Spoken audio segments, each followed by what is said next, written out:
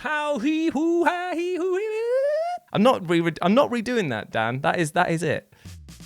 Hello all of you little demons, Jules here for WhatCulture.com, back again with another episode of the awesomely named and awfully hosted Tues Your Own Adventure, the weekly medieval themed format where I, the crown jewels of WhatCulture.com, take a list chosen by you, yes, you the person who survived the epic heatwave of 2022, melted down into a puddle, only to reform themselves in this exact visage because I was perfect the first time around. Yes, you get to decide what list I dole out to you. That was a bit self-indulgent and egotistical, that wasn't it? Yes, you get to decide what list I dole out to you each and every week. And this week we have none other to thank than Elliot Granger for their suggestion of random video game enemies that were way harder than any actual boss. Now, while some video games pride themselves on boss battles to the extent that it becomes one of their main selling points, let's not forget about the goblins, grunts, and household goons that back up these big evils, because you know what? Without them, not only would there be a lot of heavy lifting for those in charge, but it would also make for some pretty sparse and boring video games. And sometimes you meet a video game enemy that is really just overqualified for the job, and end up proving to be a much greater challenge than might first appear, with unblockable attacks, ambushing tactics, or the ability to just absolutely wail on you. These enemies are angling for a promotion, and your head is what they're writing their CV on. So let's look at the goons that were destined for greatness. As I'm Jules, this is WhatCulture.com, and these are 8 video game enemies way harder than any actual bosses. And you know the drill by now. Say hi to me here in the live chat and put your suggestions for next week's episode down in the comments section below. But with that in mind, let's get on with this list, shall we?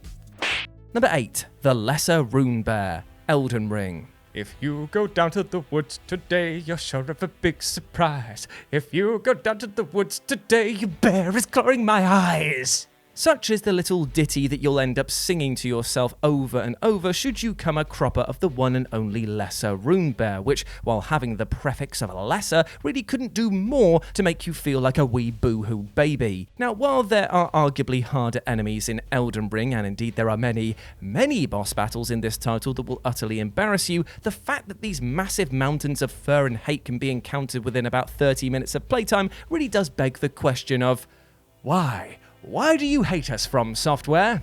Well, the answer to this seems to be, just because. I don't like you. As these Lesser RUNEBEARs present a challenge unlike anything that you'll face in this opening segment, rocking huge health pools, a horrifying ability to dish out insane amounts of damage quickly, and of course are able to sprint after you, meaning that not even Torrent can save you this time. Now, I would make a joke about these video game enemies being unbearable, but you know what? By the time that I would have even got that pun out of my mouth, my avatar has already died. Twice. Number 7, Parasites, Alien Swarm. If you love your twin-stick shooters with an isometric perspective, then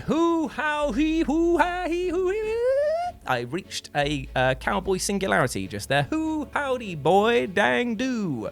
Will you like this game? Oh yeah, and that game is Alien Swarm.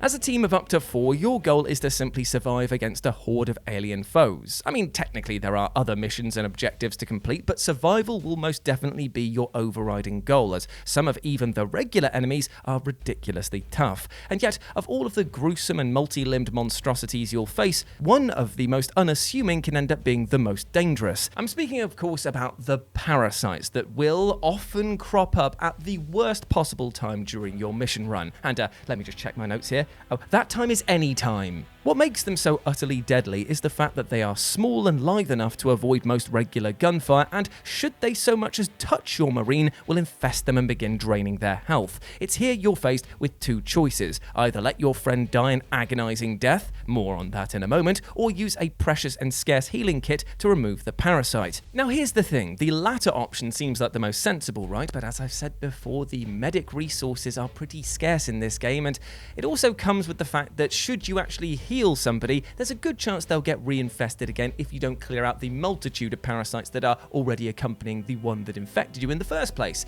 Now, if we go back to the other one of letting your friend die, I mean, it's a pretty tragic way to go, but still, you could choose to let them die and hold on to those resources. But here's the thing, they will then explode into 4 more parasites that will go and infect the rest of your team. This is less like being stuck between a rock and a hard place and more like being stuck between 2 industrial blenders that are both set to frappe. Number 6, Inferno Craft, Godzilla, Monster of Monsters. Okay, I won't lie to you. Dan, who is editing today's episode, I won't lie to you, Dan. Godzilla Monster of Monsters is not a good game. It's not even a competent game, so put down your wallet, don't even think about buying it. I've saved you some money. In fact, use that to buy me a present later. Come on, why not, eh? I say this because the game basically requires you to hold down right and spam punches to make it through pretty much every level, all the while you're bombarded with so much enemy fire that the term bullet hell really comes to take on a new meaning. And that new meaning is that this game is shit. I mean, imagine trying to carry your shopping home up a long hill and there's just like this annoying kid in front of you just firing pebbles into your face with a slingshot. Does that sound like fun? Of course it doesn't. Plus, the boss battles in this game are utterly pathetic, pitting you against monsters from the kaiju canon in which you can just once again spam as many punches as possible until your breath attack is charged up. 2-button combat? Slow down, my head's spinning, mate. As such, the only real enemy that presents a true challenge is the Inferno craft, or as it is known amongst other players, the Croissant of Doom. Also, Necron players will get that reference as well. And this craft possesses the horrible ability to shred your health in seconds, and it does so by simply flying into your monster and burning a hole right through them, with each second it touches you causing damage. It's the only enemy in the game that ignores invincibility frames, meaning that it can just stick its way right through you and you're just like, oh cool, I literally cannot stop this from happening. Sick, I love this, woo, what a ropey piss factory of a game this is. Number 5, Eggplant Wizards, Kid Icarus. Now, sometimes a video game enemy doesn't need to be necessarily hard or have a huge health pool or just have stupidly devastating attacks. I don't know why I slowed down there, but there we go, in order to be counted as being more challenging than any boss battle in the game. Sometimes they just need to be, well, an absolute dick. Now let's get the juvenile jokes out of the way first. Yes, the eggplant emoji is often used to represent a penis, although if yours is ever this purple, please go and seek medical help. And yes, the connection between the eggplant is an obvious connection that I've already made, but here's the thing. You'll ironically be made to feel a right tit should you be converted into this digital thirst message, as your suffering is only just beginning. For you see, being an eggplant and all, your combat abilities and platforming skills are limited, to say the very least, and it does mean that in order to cure yourself, you're going to have to go back through levels, avoiding enemies that will maul you in a fashion that is similar to, well, an aubergine at Vegan Fest 2020. Poor bastard never stood a chance. And in order to get to these healing areas, you'll have to backtrack, avoid enemies, and work around these sludgy controls, only to then make your way back to the eggplant wizard and pray it doesn't happen again. Thank you. Thank you so much for this. I tell you what, Dan, can you just pull up an image of the eggplant wizard? I need to do something right now. You. Got him right good there. Got him right good. Number 4, Iron Maidens / Regenerators. Resident Evil 4. Oh, what's that? What's that? Is that the sound of impending doom? Woo! Yes, it is. It's also the calling card of one of Resident Evil's most terrifying enemies ever, which when you consider the rotting rogues gallery this franchise sports is bloody well saying something. I'm speaking, or in this case screaming about, the Regenerators and the Iron Maiden enemies that pop up throughout the game. And before you start hammering your keyboard with messages like, Jules, you stupid idiot, you absolute stack of pennies inside a sock of a man, you cannot include these two on this list because they are technically mini-bosses. Well, I would argue with the fact that A, shut up, and B, also, there's more than 10 of them that appear throughout the game in different pairings, so I would put that as being a regular enemy.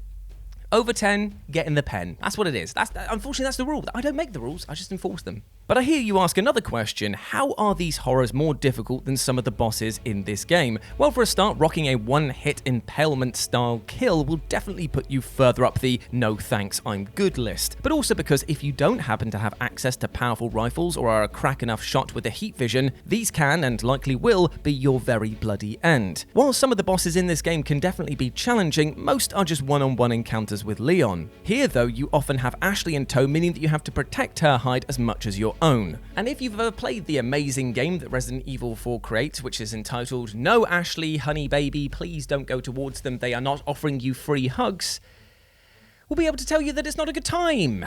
Ashley, you stupid idiot. Love her really, she's great. Oh, you pervert. Number 3, Malboro, Final Fantasy X. Now, how could you have a list about video game enemies that are tougher than some bosses without talking about the one enemy in the Final Fantasy franchise that offers a pink slip to your soul, and that is the big stinker himself, Malboro. A reoccurring enemy across the franchise, this multi-eyed and massive-mouthed horror will crop up randomly during your quests and spew what I imagine the phrase, "you should definitely invest in NFTs" would look like in video game form, as its bad breath attack definitely causes a litany of terrible status effects to be applied to you and your party. And trust me, trying to manage a group that has zero chance to hit, are enraged enough that they won't ever stop attacking, and are confused enough to attack their own partners definitely makes for some of the most frustrating video game experiences going. It's like being in charge of a bachelor party that is powered purely by carling and, well, bath salts. It's not a fun time, and definitely will mean that the Malboro will often be the last thing that you see on your runs. In some titles, this absolute lump was bumped up to become a mini-boss or even a full-fledged boss battle, but in some titles like Final Fantasy X, these could be encountered on the fly and would dump all over your chances of having fun with this game. Number 2, literally any enemy, God Hand. God Hand is such a brilliantly weird game. It's got an utterly ridiculous approach to combat. Its characters are off-the-wall insane. There's chihuahua racing, and of course you can even nut-kick your enemies to death.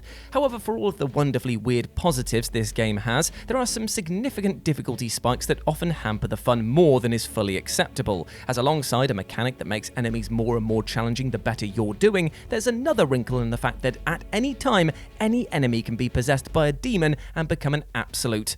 Oh, I've just seen what I've written here in the script. I don't want to say it. I'm barely recovering after the bruises from last time. I'll tell you what, we're going to get Dan to do this. Dan, here's the script, mate. And become an absolute beefgate? Sorry, mate.